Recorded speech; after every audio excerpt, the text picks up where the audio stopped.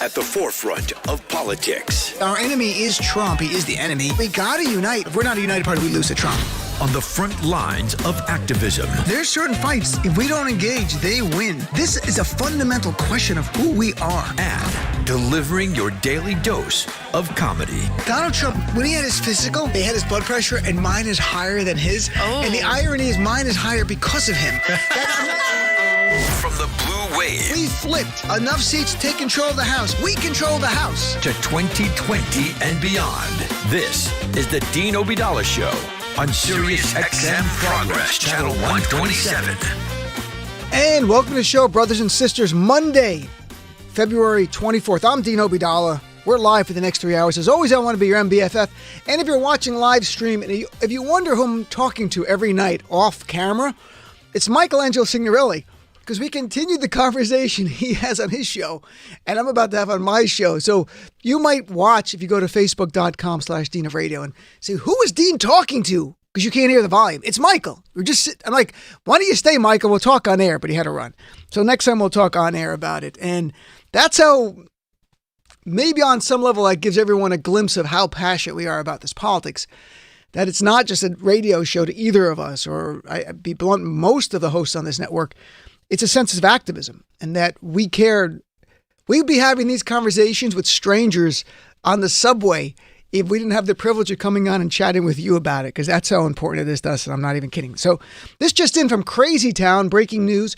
Rush Limbaugh is blaming the coronavirus on the Chinese government doing it to bring Donald Trump down, and I'm not even kidding. That's not a joke. That's real. That's what he just said a short time ago. So glad he got the Medal of Freedom so he can spew misinformation that makes people's lives, it's putting people's lives in danger. And Rick Unger is going to join us in the third hour. We'll talk more about the political and economic fallout of the coronavirus. Last week we had a really good Dr. Jen Cottle on. If you want to hear some expertise, I think it's still on demand about what's going on. But I will say this about the coronavirus today. We lost all the gains this year in the Dow Jones because of the fear of it, over 1,000-point loss in the Dow Jones today. And that's literally all the gain of 2020 gone. And I don't know if it's getting worse or not, but I can tell you it's getting worse outside of the borders of this nation. And Italy, Northern Italy, they've closed down schools, theaters, the festival in Venice. It's in South Korea. It's growing. Today, for the first time, we've had a dependent, a relative of a U.S. service person serving in South Korea get the coronavirus, begging the question, how many other relatives of U.S. service personnel are in countries where there has been coronavirus breakout, but they don't know it. There's a lag of 2 weeks sometimes in terms of exposure to symptoms that they're back in the States. I don't know. I'm not trying to get people concerned. I'm just saying I don't think this is over yet. I don't think we know where this is going. And we'll talk about later Donald Trump, of course, saying a few weeks ago that when it gets warm, it'll take care of it. And that's really a question of a failed leadership of Donald Trump. But let's talk about something else going on. And that is what happened on Saturday in Nevada. And it was all the ballots have been now counted from this caucus. And we'll talk about it. But I will say at the outset this. There's something deeply troubling with the United States of America where a sexist, bigoted white supremacist like Donald Trump is seen as more electable and able to win re-election than a progressive Democrat who wants to ensure we all have health care, who wants to close the income inequality gap and address climate change. There's something fundamentally wrong with us as a nation that's what's going on right here. And let me be blunt. I'm not just talking about Bernie Sanders, because if Liz Warren was leading the pack right now, you'd hear the same rhetoric. She can't win. She's too liberal. And subtly, the sexism underneath would be another layer of attacks on Liz Warren going on. The fear by certain, not all, centrist Democrats and some in the media to fundamental change in this country, that they want to preserve the status quo because it served them so well. I've never seen it like this. This is what's remarkable. And it makes me wonder, are we heading to a time where we're going to have a realignment of our political parties, or even the emergence of a third or fourth political party that's actually funded and viable, not like a cute little one that gets 2% of the vote on election day, But going forward, I'm getting the sense we might be getting to that point in this country because it's not just a Democratic or Republican thing. There is a consensus. There is an overlap of populism where there are people on the right and in the center and on the left who believe our system is rigged, that there's something fundamentally unfair in the fact that we are the only industrialized nation not to provide health care to its citizens. And the question, I think, is no longer, can we provide health care? The question is, why aren't we? If we are told and we believe this is the greatest nation in the world, then why are we not treating our citizens and the people who live here like we live in the greatest nation? Why is it you see wage growth for the wealthy, the top 1% and 2%, 3 and 4 and 10 times as much as those in the middle class and lower income not moving up at all? The American dream is no longer to thrive or to eclipse your family. It's to survive. It's not to become homeless or go bankrupt because of your health care bills or prescription drug costs. And how that's acceptable any longer is beyond me. Why that was acceptable for so long, I don't know why. Why it took me and countless others to wake up to what's going on. And this is not a pro-Bernie or pro-Warren speech. This is a speech about what do you want from your country? What do you expect from your government? And they're going to label Bernie a socialist, and it's easier because he defines himself as a democratic socialist. That is not socialism in the sense of the academic sense, but it makes it easier to make that argument. They would do the same thing for Liz Warren or Joe Biden. And as a reminder, Republicans said FDR's Social Security, when he proposed that, called that socialism. The Republicans, when LBJ proposed Medicare, the Medicare that everyone loves now, called that socialism. We all lived through when President Obama proposed the ACA, Obamacare, they call that socialized medicine. To the GOP, everything is socialism except for tax cuts to their wealthy donors. That's the only thing that's not socialism. That's the only thing that is capitalism to them, is rewarding their wealthy donors who helped them get in office. And this should not be left and right. We should be able to build a coalition of Americans who are tired of this garbage, who are not stuck with labels of socialist or capitalist or Democrat nor Republican. What's good for people? That's what you come down to. I mean, if we get beyond those labels, we can have an honest conversation and find overlap in this country where people might be conservative on certain issues, but agree on this, such as taking big money out of politics. Polls show great support for that. And people in the center and people on the left. And I want to go through what happened in Nevada and also get your insight onto the freak out we're seeing by those who oppose Bernie Sanders. I'm not endorsing any candidate. I'm just documenting what we're seeing. And I sincerely believe if Liz Warren was leading, you would see the same arguments. She can't win. She's going to drag us down. She's a socialist. The only person they'll give the stamp of approval for is someone who'll continue the status quo. That's it. It could not be more clear than now. So upside, Nevada, biggest turnout. This turnout, over 100,000 people voted in 2020, just on Saturday and the lead-up days to that, eclipsing 2016, which was 84,000 voters. Keep in mind, New Hampshire, the most Democratic ballots ever cast, showing you the energy is really building. And looking forward, March 3rd, Michigan, early voting, Democratic primary, already is ahead of the pace of 2016. And that was a high-intensity primary between Hillary and Bernie Sanders, and we already have more people going in. 100% of the ballots have now been counted in Nevada. I just will give you, and we all know this, but to remind people, Nevada, since it's a caucus, it's not like you go in and you vote. It's first preference, and that if your candidate doesn't get to the 15% threshold, there's a second realignment where they move people around, and then it all works out on delegates. I only care, like I did in Iowa, I only care about the first preference, because if it's in a real primary, from here and out, there's no more caucuses, thankfully, except for like Guam and a few small states, but everything is primaries. So the first preference really shows you people came in who they really wanted. So I don't look at the bigger numbers. Here's the first preference. Bernie Sanders, 34%. When there was the viability of the other people left, he went way over 40%. But 34% to me is the more instructive. That was his initial support level. Coming in second, Joe Biden, 17%. It's pretty impressive. Bernie Sanders doubled Joe Biden. I mean, there's no dispute about that. Buttigieg, 15%. Warren, 12%. Tom Steyer and Klobuchar tied at 9%. So Bernie's 34% was bigger than the 24% he got in Iowa or the 25% he got in New Hampshire. It's impossible to tell, to project, because of one caucus or one primary, what's going to happen in the future. But in the coalition built by Bernie Sanders in Nevada, this is a winning coalition if it replays in other states and then in a general election if he ends up being the nominee. And we have no idea who the nominee will be, and no one knows. So please don't call and tell me you know who the nominee is going to be. None of us know.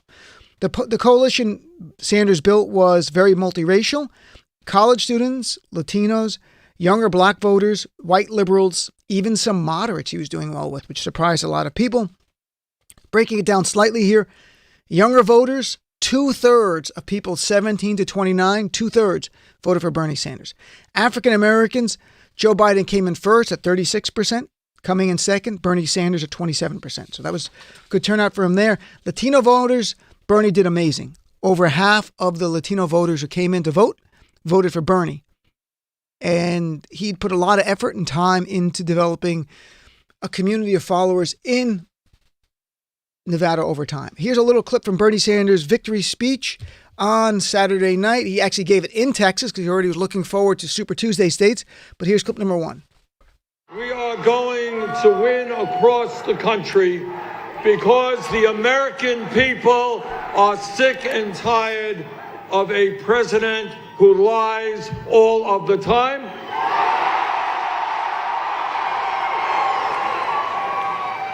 They are sick and tired of a corrupt administration. They are sick and tired of a president who is undermining American democracy, who thinks he is above the law, and who apparently has never read the Constitution in this country.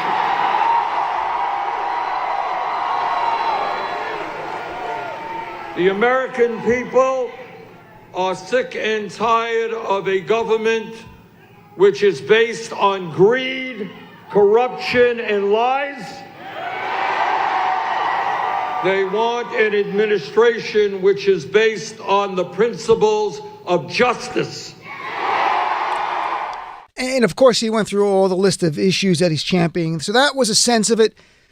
Some people happy, some not. I'll play some reasonable response. Here's Congressman James Clyburn from South Carolina, a very well-respected member of the House delegation, who today endorsed Joe Biden.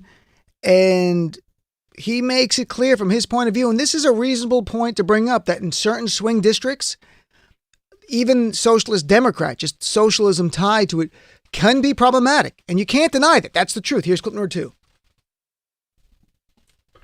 But you're already starting to see these attacks for his background as a Democratic socialist. How deep will that cut in South Carolina? And if he's the nominee, do you think it could put the House majority in danger? A lot of people think so. I do believe it'll be an extra burden for us to have to carry. This is South Carolina, and South Carolinians are pretty leery about that title, socialist. And so I think that would be a real burden for us in these states or congressional districts that we have to do well in. If you look at how well we did the last time and look at the congressional districts, these were not liberal or what you might call progressive districts. These are basically moderate and conservative districts that we did well in. And in those districts, it's going to be tough to hold on to these jobs if you have to make the case for accepting a self-proclaimed democratic socialist. And Congressman Clyburn, I have a great deal of respect for it. That is actually what he's saying is reasonable and measured, and it makes sense. It's an issue that should be discussed. It's hard to say, but I can tell you every presidential election, people worry, will the top of the ticket hurt down ballot races? And in certain cases, if Sanders is a nominee, or if Warren, who's liberal, very progressive as well, is a nominee, could it hurt some Democrats? It could. Will it bring out new people? Will it bring out independents and people who have not voted before? That's the hope. So it offsets those people who are not coming out for you or coming out against you. No one knows what the answer is going to be until November 3rd that night. That's the reality. Until the autopsy, which is the worst time to do it. But then you have the crazy responses to Bernie. And the craziest of crazy, the cray-cray, is Chris Matthews on MSNBC. I want to play a little, this from a news story on Fox News, where even they were like, this is, Howard Kurtz was on Fox News saying this is insane. And so I'll play this, and then the anchor reads the response from Mike Keska, who is from the Bernie campaign. Clip number 3. And MSNBC host Chris Matthews giving him some ammunition on Saturday after the senator's big win in Nevada, likening it to a Nazi invasion during World War II. Watch. I'm reading last night about the fall of France in the summer of 1940, and the general, Renault, calls up Churchill and says, it's over. And Churchill said, how can it be? You got the greatest army in Europe. How can it be over? He said, it's over. So I had that suppressed feeling. I can't be as wild as Carville, but he is damn smart, and I think he's damn right on this one. Here's the spokesperson for Bernie Sanders reacting to that. He said, never thought part of my job would be pleading with the national news network to stop likening the campaign of a Jewish presidential candidate whose family was wiped out by the Nazis to the Third Reich. But here we are. That's overheated rhetoric, that it's irresponsible and inflammatory and not based in the reality. And it's almost frightening and alarming. And I don't know what happened to Chris Matthews. I don't know why he is so truly, objectively, the word would be triggered by Sanders. But so be it. Can Sanders win the general election? No one knows. Will he even win the nomination? I have no idea. We are 3 contests in, 2 caucuses, and 1 primary. It's impossible to tell you. But I just want to clear up some things here. Now, first of all, I'm not endorsing any candidate. If you listen to the show, you know I'm very progressive. I more align ideologically with Liz Warren and Bernie Sanders, but I like Joe Biden a great deal.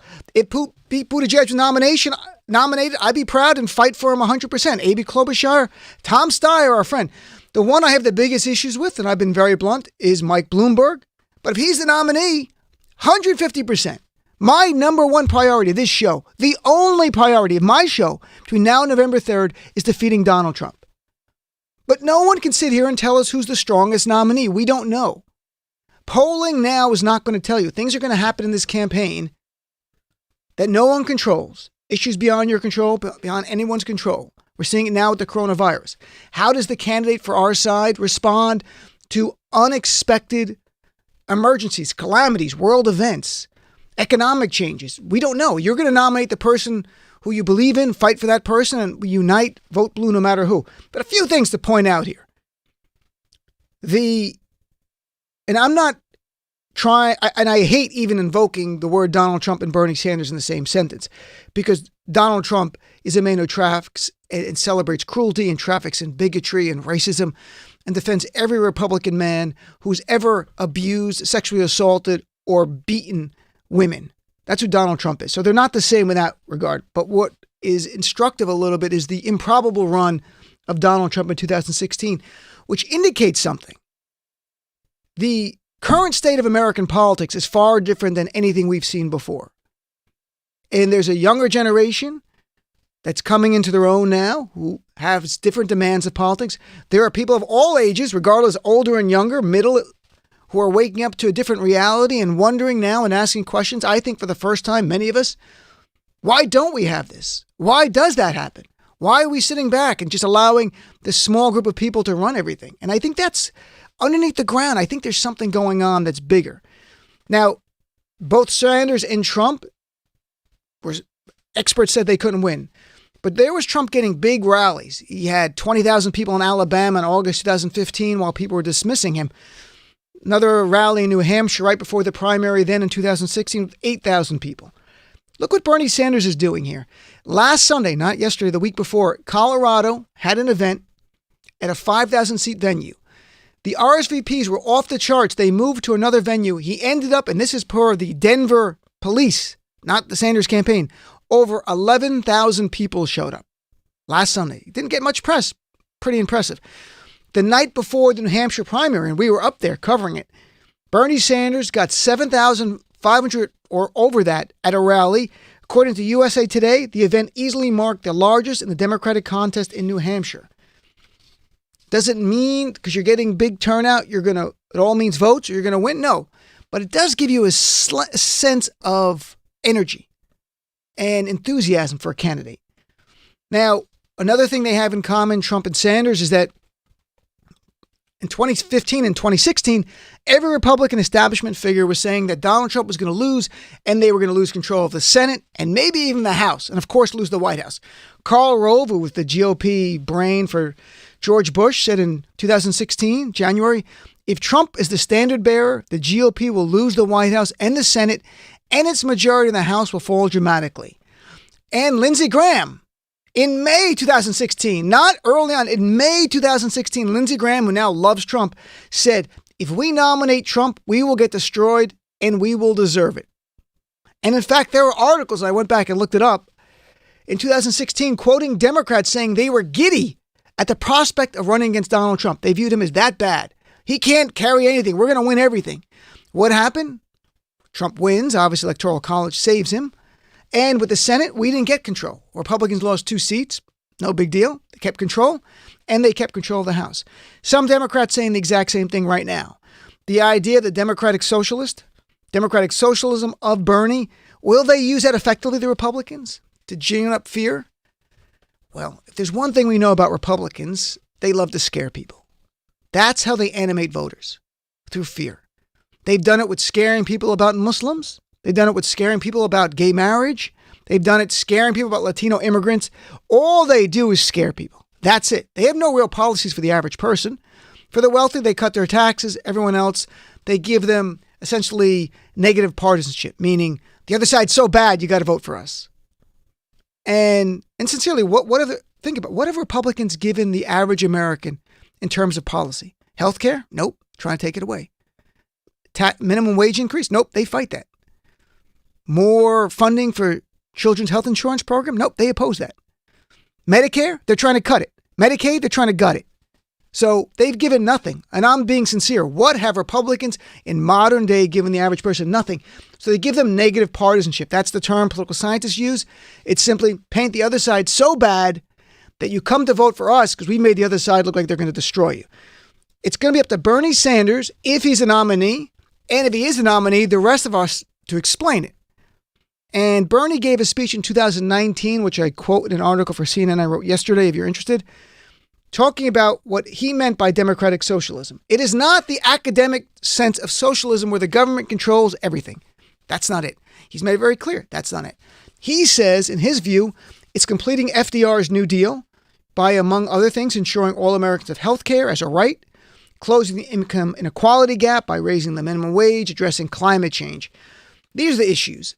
Bernie, when you talk to Bernie supporters who follow this, and if you read, Bernie is cut from the cloth of FDR and continuing LBJ's Great Society program, which gave us Medicare, which gave us Medicaid, gave us a children's health insurance program.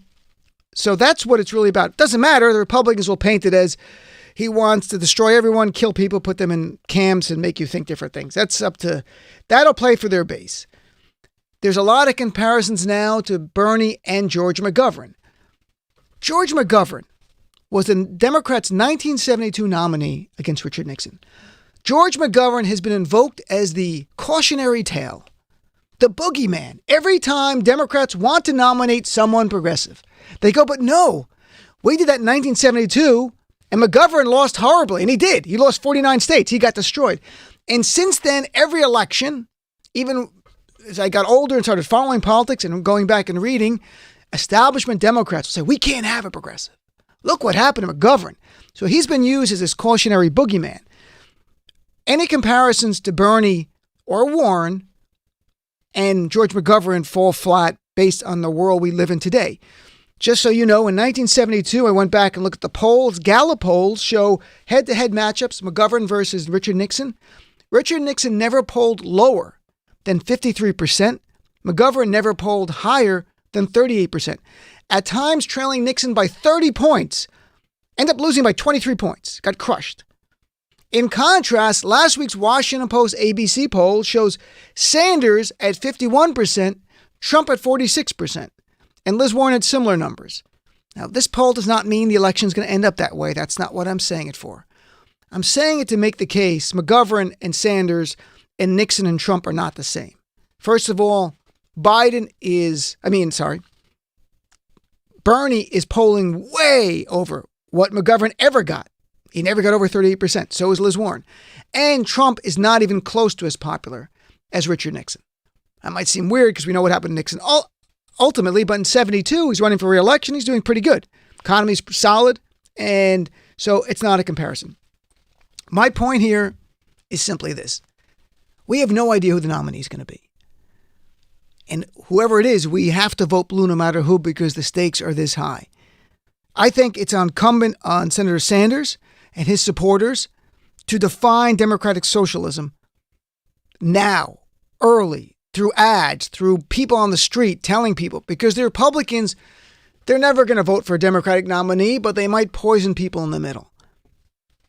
But the arguments that Bernie can't win were the same they said about Trump, and look what happened. But to me, it comes down to this big thing, that in America, the idea that a white supremacist, a man who's a bigot and a racist, whose cruelty is his trademark, is seen as electable and re-electable. But candidates who want to help our fellow Americans are seen out of the mainstream, who want to make sure we have health care and prescription drug prices that we can afford, and want to deal with income inequality gap, and want to take big money out of politics, and want to tax corporations and the wealthy so they're paying their fair share and not getting out of loopholes. That's seen as radical. That's a bigger problem. And perhaps the only ones shackling us in those blinders in a way, are people in the media who, to be blunt, the big ones on TV are all in the top 10 and 5%. And they've done very well. And what Bernie is talking about, and Liz Warren, both of them, is a threat to the status quo. There's no other way to put it. They're the only two that really threaten the status quo with transformational change. So that's where we are. I'd love to hear from you. And by the way, like on nights like tonight where there's a lot of call volume, and when we have, and there's going to be a lot of nights like this, we're going to do a new thing now. We're going to try to limit phone calls to about 2 to 3 minutes at the most. And the point is to have more voices come in the conversation, because in these times where we're trying to pick a nominee and discuss it, I want to hear, and I hope you do as well, from people all over the nation. People we've never heard from, who've never called before and go, I can't get through. The lines are locked up, which I'm so appreciative that people do call the show. But I'd like to have even more voices join us. So we're going to keep the calls shorter. It'll still be longer than most shows, but in times like this where it's really busy, I want to hear from more people. 866-997-4748. So I'm not being rude to you, just so I'm not going to hang up at you in 2 minutes, but I'm going to wind the conversation down around 2 minutes. So I'll be right back with you as my guest right to the top of the hour. By the way, joining us at the top of the hour, Julian Castro, surrogate for Liz Warren, is going to join us live. He's in California right now doing stuff for Liz Warren. He's going to report what he's seeing over there. He's doing a big event with Senator Warren in Texas later in the week, his home state. And he'll share a little bit about that and what he might expect from tomorrow's debate. That's at the top of the hour. Right now, you're my guest, 866-997-4748. Be right back. The Dean Obeidallah